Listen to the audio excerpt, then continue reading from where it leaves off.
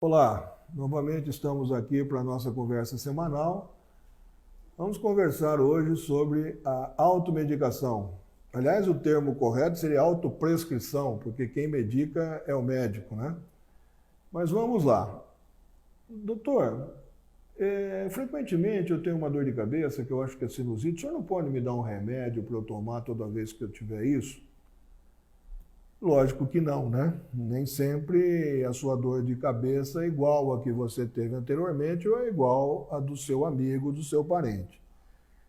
Quando você vai prescrever um medicamento, você tem que primeiro saber os antecedentes pessoais dessa pessoa, os antecedentes mórbidos, que seriam o quê? Os antecedentes de doença que essa pessoa tem, se ela é hipertensa, se ela é diabética, se ela tem osteoporose, se ela tem algum problema no fígado, se ela tem um problema no intestino, se ela tem, por exemplo, uma colite, uma úlcera, alguma coisa assim, para você saber qual medicamento que você pode dar e qual medicamento que você não pode dar. Além disso, em termos de farmacologia, existe uma outra situação, que é o sinergismo de medicamento, ou seja, um medicamento potencializando a ação do outro, e existe o antagonismo, quando um medicamento, falando popularmente, tira o efeito do outro, corta o efeito do outro. Não é bem isso, mas é mais ou menos isso, né? O medicamento não vai cortar o efeito, ele vai diminuir a potência do medicamento. Em alguns casos, essa diminuição é parcial e em alguns casos essa diminuição é mais intensa, tornando o medicamento que você está tomando praticamente nulo.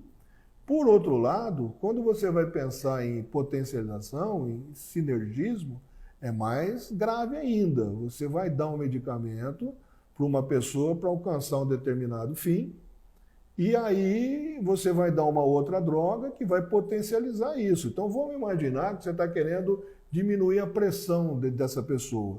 Você usa dois medicamentos que agem, um potencializando o outro, você vai provocar uma hipotensão que pode levar a um quadro dramático. Tá? Inclusive, se você lê a bula dos medicamentos, todos podem terminar com quadros mais drásticos, com reação inflamatória violenta ou até anafilática e inclusive até morte.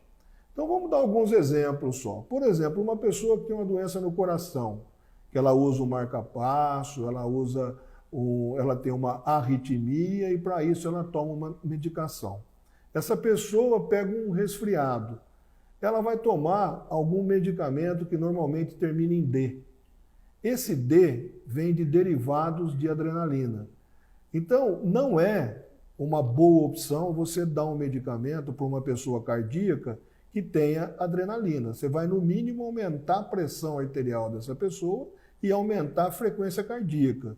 E o estrago pode ser grande. Corticoide. O corticoide, bem utilizado, é uma droga fantástica.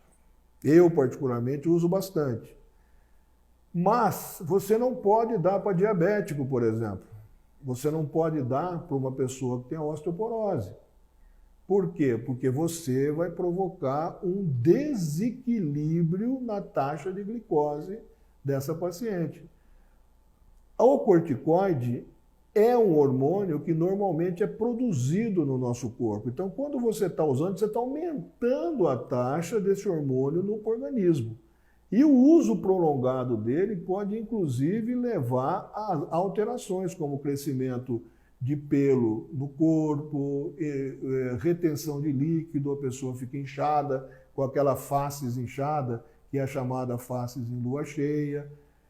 E é uma coisa que você tem que usar, quando bem utilizado é fantástico, mas mal utilizado é complicado.